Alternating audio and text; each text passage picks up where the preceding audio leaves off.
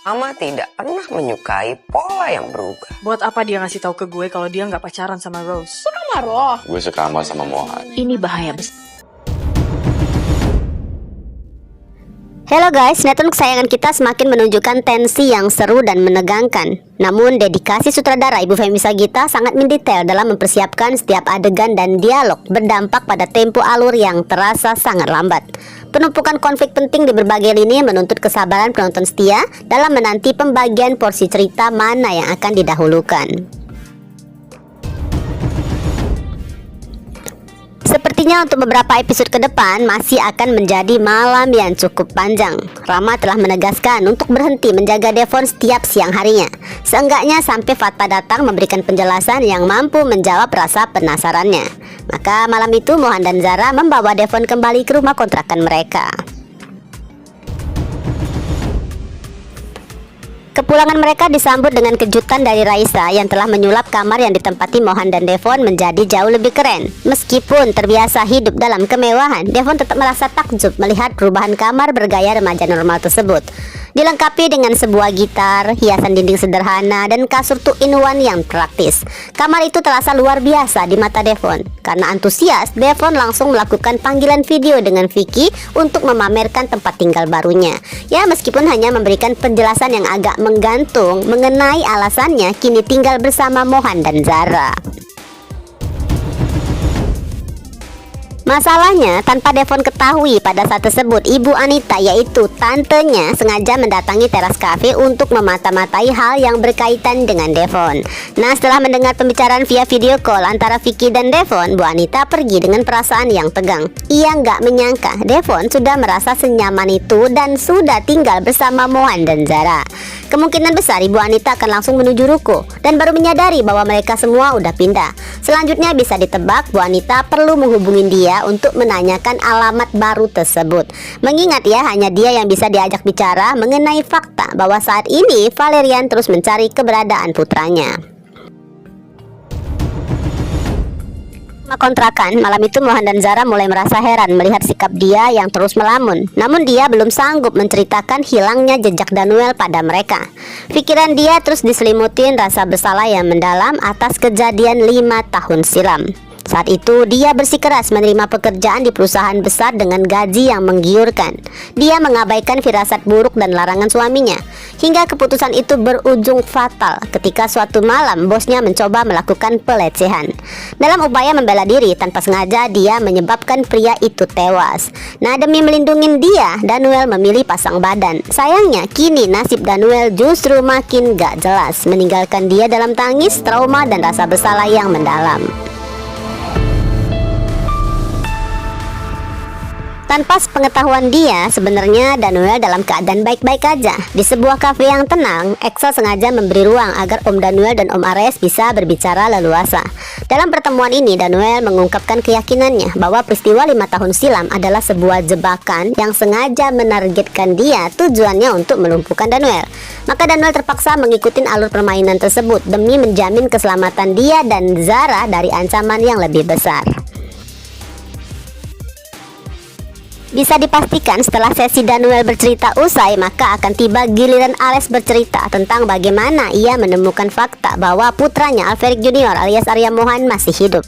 Melalui flashback yang cukup panjang, kita semua akan diajak melihat kehancuran hati Ares saat menyadari bahwa dalam dibalik semua penderitaannya adalah Dominic, mama tiri mereka, sebagai sosok yang mengasuh mereka dari sejak kecil. Ares mungkin sempat terjebak dalam dilema besar. Ia harus berpura-pura menjadi anak penurut di hadapan mama tirinya, sembari diam-diam menyusun strategi untuk mengawasi dan melindungi putranya dari kejauhan.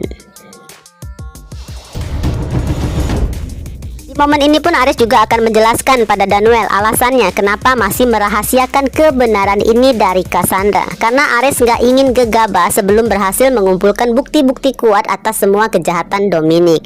Nah, diskusi antara kakak beradik ini akan berlanjut pada penyusunan rencana matang untuk membongkar kedok sang ibu tiri tanpa membahayakan lagi orang-orang yang mereka cintai.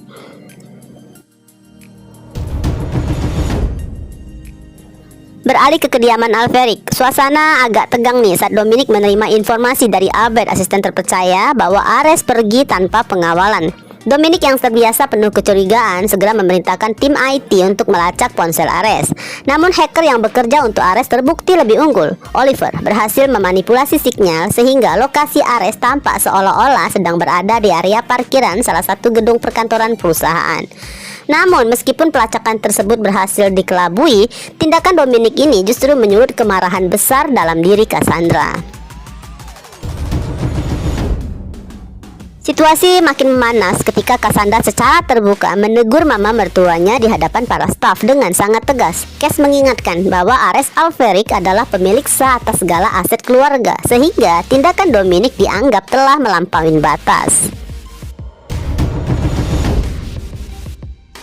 Nah, merasa otoritasnya dipertanyakan, Dominic pun murka membawa pembicaraan ke ruang private nih. Di sana Dominic beralasan bahwa sebagai tetua ia hanya mencemaskan keselamatan Ares. Namun emosi Dominic sangat meledak saat ia mengingatkan fakta pahit bahwa mereka semua hanyalah penjaga harta.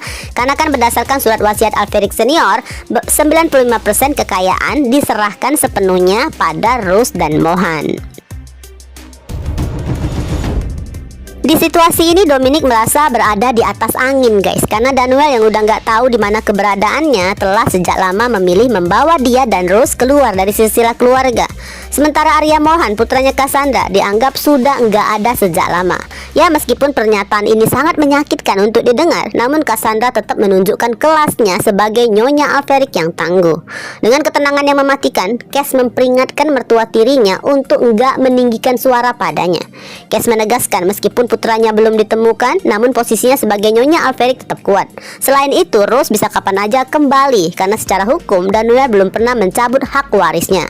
Argumen tersebut seketika membungkam Dominic dan Valerian dalam keheningan yang menyesekkan. Setelah memenangkan adu argumen itu, Cassandra memilih pergi ke ruangannya dan mencoba menghubungi ponsel Ares. Meskipun tetap nggak membuahkan hasil, telepon yang nggak tersambung, walaupun ya berada di bawah tekanan besar, namun Cass menolak untuk terpancing mencurigai suaminya sendiri. Cass udah bertekad sejak lama untuk nggak lagi terjebak dalam permainan licik dan manipulasi yang dirancang oleh orang-orang di dalam rumah itu, demi menjaga integritasnya sebagai pemegang kendali atau Nyonya Alferic.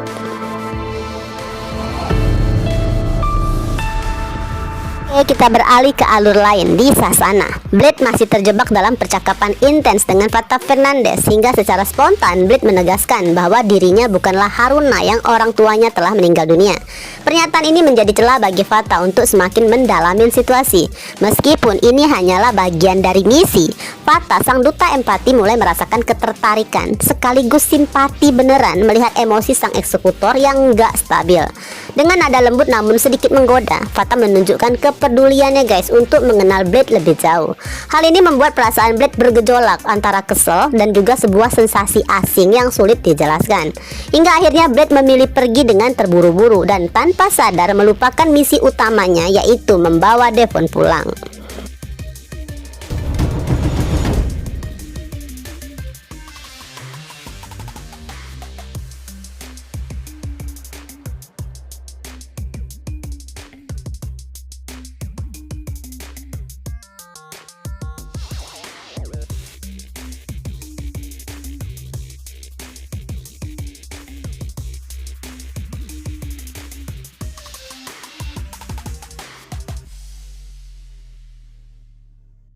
Menitipkan helm padanya, Blade tetap menyimpan helm itu ke motornya sebelum bergegas pergi dengan raut wajah yang berusaha keras untuk selalu terlihat tangguh, padahal tersirat ketegangan dan kepanikan yang nyata.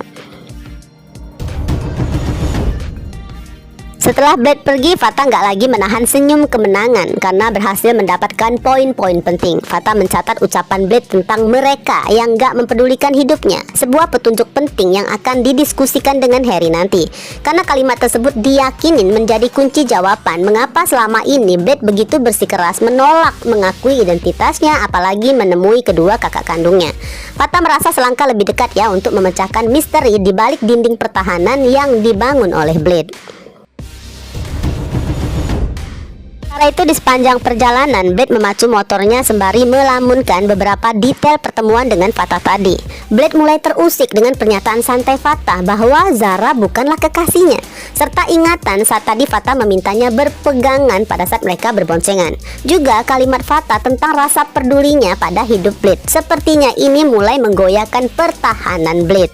Tanpa disadarin guys, Blade mulai masuk ke dalam strategi Elite Squad yang menugaskan Fatah untuk melunakkan hatinya. Namun di sebuah risiko besar membayangin misi ini ya.